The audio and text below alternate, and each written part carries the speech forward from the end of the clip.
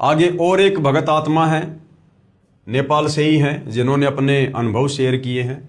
सतगुरु रामपाल जी महाराज जी की कृपया मैं भगत हरि गोविंद दास, गांव विकास, मिर्चैया, वार्ड नंबर 3, थाना चौक, जिला सिरहा, अंचल जनकपुर, नेपाल का निवासी हूं। मेरे जीवन में बंदी छोड़ सतगुरु रामपाल जी महाराज के आशीर्वाद से हुए चमत्कार को कुछ शब्दों में व्यक्त करने की कोशिश करने की धृष्टता करना चाहता हूं।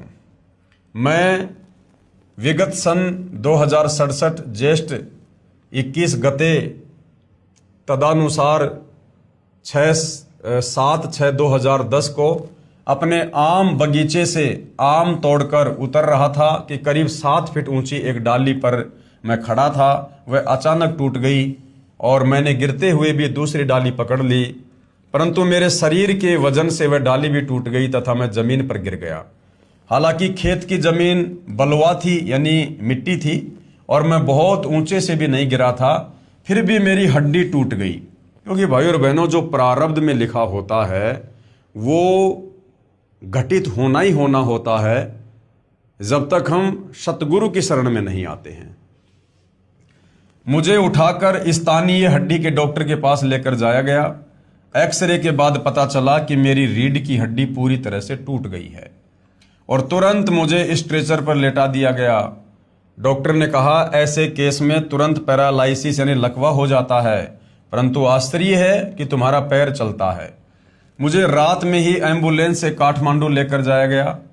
काठमांडू के वीर अस्पताल में मेरा छोटा साड़ा डॉक्टर है और अन्य विशेषज्ञ डॉक्टर भी उपलब्ध हैं। रास्ते में आते समय बार बार मेरा साला पूछ रहा था कि पैर चलता है कि नहीं, परंतु मेरे दोनों पैर काम कर रहे थे। अस्पताल पहुंचने पर फिर से एक्सरे किया गया। रीढ़ की हड्डी टूटने पर भी पैर काम कर रहा है। यह देखकर डॉक्टर भी आश्चर्य कर रहे थे, क्योंकि सामान्यतया रीढ़ की हड्डी टूटने पर पैर लकवाग्रस्त हो जाते हैं, परंतु मैं ठीक था। डॉक्टरों को शंका हुई कि शायद हड्डी में ही कुछ खराबी तो नहीं, इतनी कम ऊंचाई से गिरने पर रीढ़ की हड्डी नहीं टूटनी चाहिए। इसलिए मेरी हड्डी की विशेष जांच कराई गई, परंतु मेरी हड्डी में कोई खराबी नहीं थी। डॉक्टरों ने 3 महीने तक लेटे रहने का आदेश दिया। मुझे लेटे लेटे ही खाना, नहाना और पाखाना व पेशाब करना पड़ता था। इस हालत में मैं अपने को घोर नरक में पड़ा महसूस कर रहा था। मुझे फिर एम्बुलेंस से घर लेकर जाया गया। मेरा एक सुखी परिवार था। मैं स्थानीय राजनीति के साथ छोटा मोटा व्यापार करता था। मेरे दादा धार्मिक प्रवृत्ति के व्यक्ति थे और 7 बीघा जमीन देकर पैतृक गांव मनहवी में राम जानकी मंदिर का निर्माण कराया था। मेरे पिताजी भी वैष्णव थे और पूजा पाठ में विश्वास रखते थे। मैं भी वैष्णव था, परंतु राजनीति में आने के बाद कुछ वर्षों से मांस मछली खाना शुरू कर दिया था। पत्नी भी मांसाहारी मिली। मैं अपने को बहुत ही सुखी समझता था। मेरे आदरणीय ससुर जी भगत रामचरित्र, ये उनके मोबाइल नंबर है, सन 2008 अगस्त में ही सतगुरु रामपाल जी महाराज के शिष्य हो गए थे। उनकी प्रेरणा से ही मेरी पत्नी ने सतगुरु जी से नामदान ले लिया था, परंतु मैं पसंद नहीं करता था। अब मेरे घर में कलह शुरू हो गया था। घर में स्थानीय पर्व, त्योहार, देवी देवताओं की पूजा बंद हो गई थी और मेरे मांस मछली खाने में भी दिक्कत हो गई और मैं सतगुरु रामपाल जी महाराज का घोर विरोधी हो गया। मेरे ससुर जी मुझे सीडी देखने तथा पुस्तक भक्ति सौदागर को संदेश, जिसका वर्तमान नाम ज्ञान गंगा है, पढ़ने की सलाह देते तो मुझे बहुत बुरा लगता था। उपरोक्त घटना के बाद मैं इस निष्कर्ष पर पहुंचा कि मेरी यह दुर्गति मेरे ससुर जी तथा पत्नी के कारण हुई है, क्योंकि मेरे घर में जो घरेलू देवता तथा अन्य देवताओं की पूजा बंद हो जाने के कारण घटनाएं हो रही हैं। मैं थोड़ा सा उग्र स्वभाव का होने के कारण अपने ससुर जी को दुर्वचन बोलने लगा, पत्नी से बिना कारण झगड़ा करने लगा तथा सतगुरु रामपाल जी महाराज जी को भी अपशब्द कहने शुरू कर दिए। इस घटना के उपरांत मैं जीवन से निराश हो चुका था। मुझे लगता था कि अब मैं जीवन में कभी भी अपने सहारे नहीं चल सकता। मेरे 3 लड़के पढ़ रहे थे, मैं परिवार में अकेला ही कमाने वाला था। मेरा व्यापार भी चौपट हो रहा था। मुझे लगने लगा इस नरकपूर्ण जीवन जीने से तो मरना ही अच्छा। मैंने निराशा में घिरे खाना खाना कम कर दिया। वास्तव में कुछ खाने की चाहत ही समाप्त हो गई। परंतु पूर्ण ब्रह्म सतगुरु रामपाल जी महाराज जी की लीला तो कुछ और ही थी। इसी दौरान एक दिन मेरे ससुर जी मेरे घर आए। उन्होंने मेरी पत्नी को समझाया कि किसी तरह इसे भक्ति सौदागर को संदेश पुस्तक का अंश भटकों को मार्ग विषय खुद सुनने का बहाना बनाकर पढ़वाओ। उसने वैसा ही किया। भटकों को मार्ग विषय पढ़ने पर लगा कि यदि परमात्मा की कृपा हो जाए तो मैं भी ठीक हो सकता हूं। मेरे जीवन जीने की इच्छा अचानक बलवती हो गई। मैंने पूरी किताब बड़े ध्यान से पढ़ी।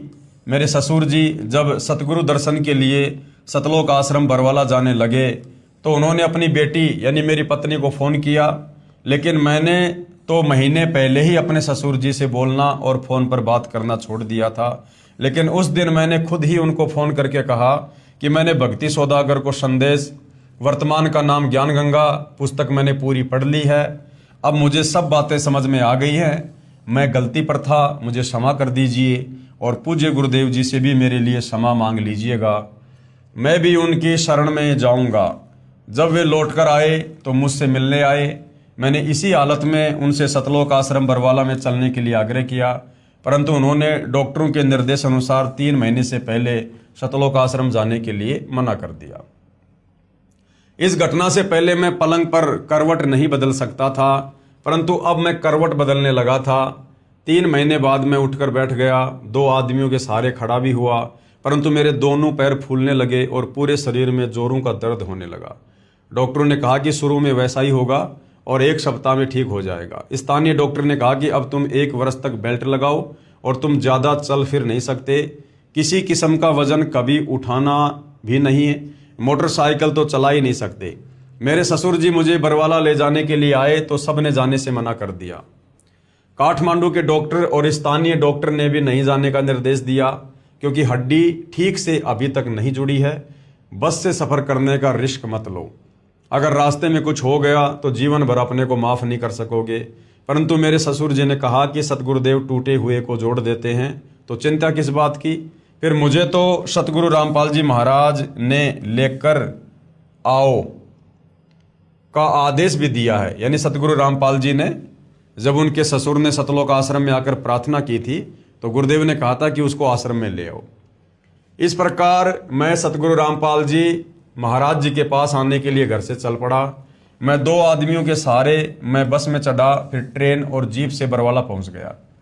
सतगुरु जी की रजा से मुझे रास्ते में कोई दिक्कत नहीं हुई।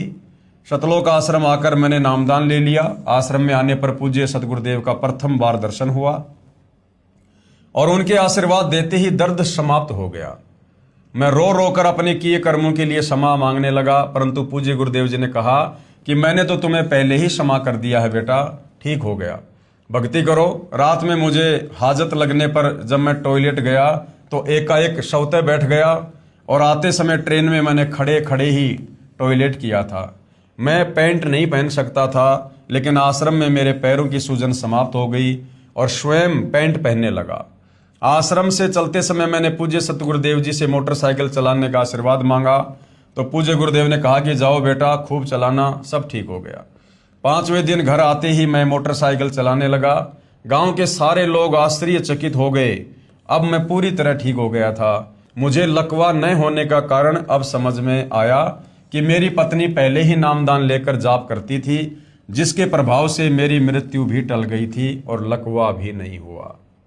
अब मैं पूरी तरह से स्वस्थ हूँ। 35-40 किलो वजन उठाने में भी कोई दिक्कत नहीं होती। अब मेरा पूरा परिवार सतगुरुदेव से नामदान लेकर सुखी है। दुकान भी पहले से बहुत अच्छी चल रही है। मेरे सुख को देखकर मिर्चैया क्षेत्र के बहुत से दुखी लोग सतगुरुदेव से नामदान लेकर सुखी हो रहे हैं। प्रेमी पाठकों, सतगुरु रामपाल जी महाराज को रामपाल जी मत समझना, वे तो साक्षात पूर्ण ब्रह्म कबीर परमेश्वर ही हैं। कबीर साहिब जी की वाणी है, कबीर 5 सैंस और 500, जब कलयुग बीत जाए महापुरुष फरमान तब जग तारण को आए। कबीर सागर कबीर वाणी पेज नंबर 136-137 पर वाणी लिखी है कि 12 पंथ काल फुरमाना, भूले जीव न जाए ठिकाना, 12वें पंथ प्रगट होवे वाणी, शब्द हमारे की निर्णय ठानी। 12वें पंथ हम ही चल आवें, सब पंथ मिटाकर एक ही पंथ चलावें। अतः प्रेमी पाठकों, वर्तमान में श्री सतलोक आश्रम, चंडीगढ़ रोड, बरवाला, हिसार में बंदी छोड़ सतगुरु रामपाल जी महाराज से मुफ्त नामदान प्राप्त कर अपना जीवन सफल कीजिए। आनंदमय जीवन जिए और जीवन मरण रूपी चक्कर से छूटकर मोक्ष प्राप्त करें।